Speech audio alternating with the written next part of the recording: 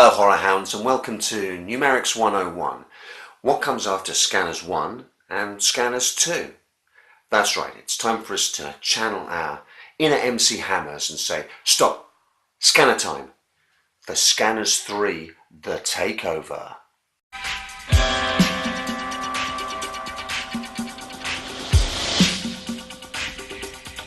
Scanners 2 and 3 were filmed at the same time, back to back, by the same director, Christian Duguay, but he didn't follow the Back to the Future model and set the third film in the old Wild West. Instead, he decided to seemingly jettison all previous sort of scanner mythos, more or less, and create something so wildly, tonally different from what had come before, including the other movie that he had just previously made, that it fair boggles my mind. Let's get this out there right at the outset. There are an awful lot of people for whom some of these Scanners sequels are their favourite Scanners movie over David Cronenberg's original, which is completely understandable. Let's be honest, David Cronenberg's Scanners is a little ponderous, and some of these sequels are a hell of a lot of fun. Everyone's mileage varies. Scanners 3 has an awful lot of fans. For me, it's a little like the soap opera Scanners. It just didn't really float my particular boat. But there is no denying that it is. It's way out there. We open the kind of late 80s Christmas party that Patrick Bateman would have loathed, and we are quickly introduced to our protagonist, Alex.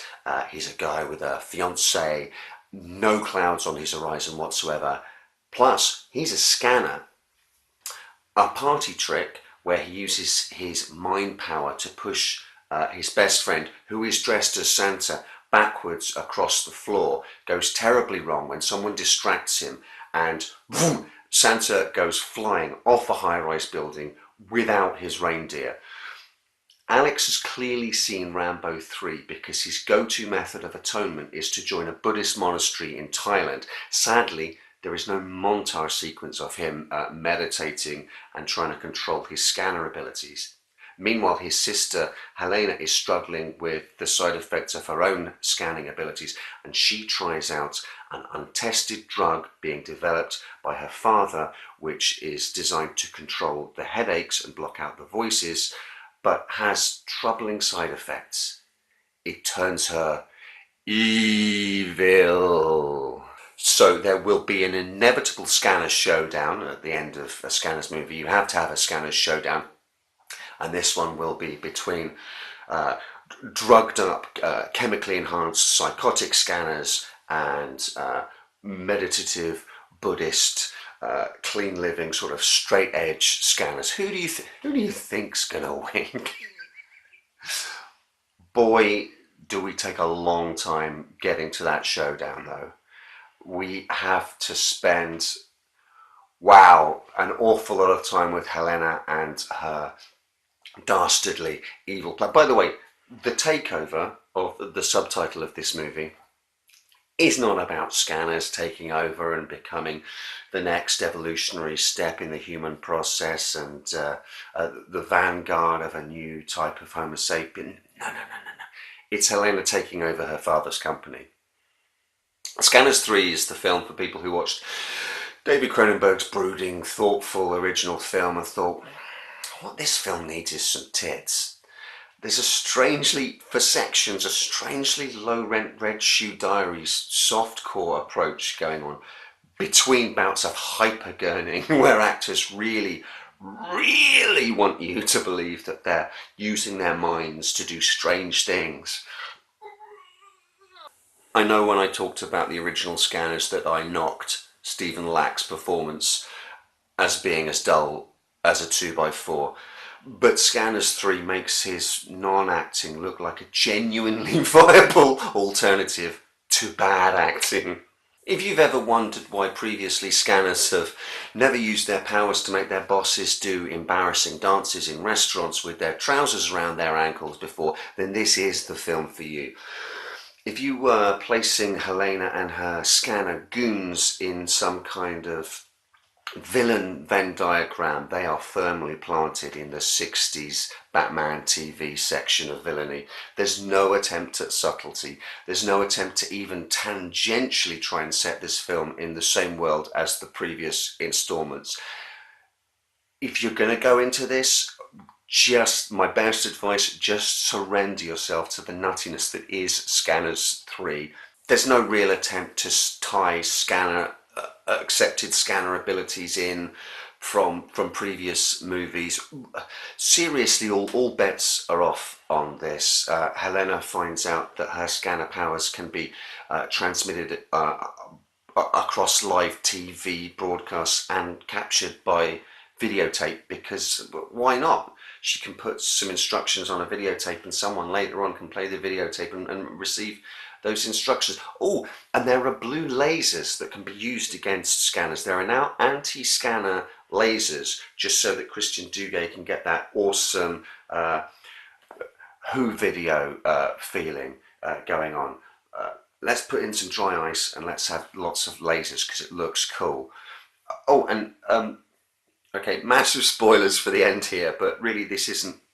I don't feel it's a film that you can go into necessarily being spoiled too much. After Helena dies by electrocution, she becomes good again, by the way. The patch, the drug patch that turned her evil, is removed. She instantly becomes good again, and then dies by electrocution. Then, and I can barely believe I'm saying this, her ghost force slides into the TV cables like Horace Pinker in Shocker, and then she appears on a camera screen, her electrical ghost, and she's evil again. there's no consistency even within the film at all.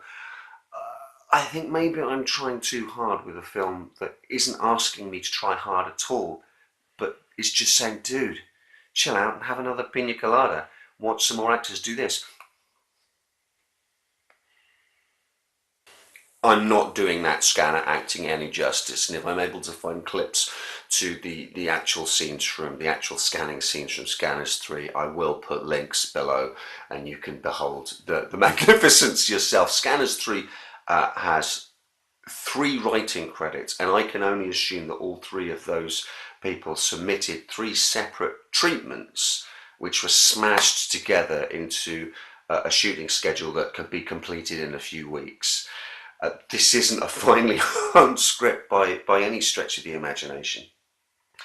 There are the requisite moments of practical effects splatter, and it is welcome. And for such a gonzo film, those scenes do seem to be few and far between. And instead, we've got our group of sort of Batman TV villains running around using guns and rocket launchers instead of their awesome scanning abilities, which I find very strange, but I guess it's cheaper. Scanners 3 clearly wasn't for me. It's the outlier, and as I'm saying these words, I realise how ridiculous it is for me to want some sort of continuity or tonal consistency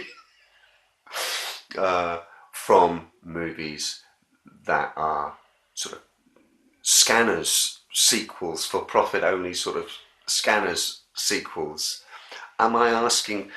I may be asking too much, but that is only because after this I'm going to be asking an awful lot out of a movie that has a phenomenal title.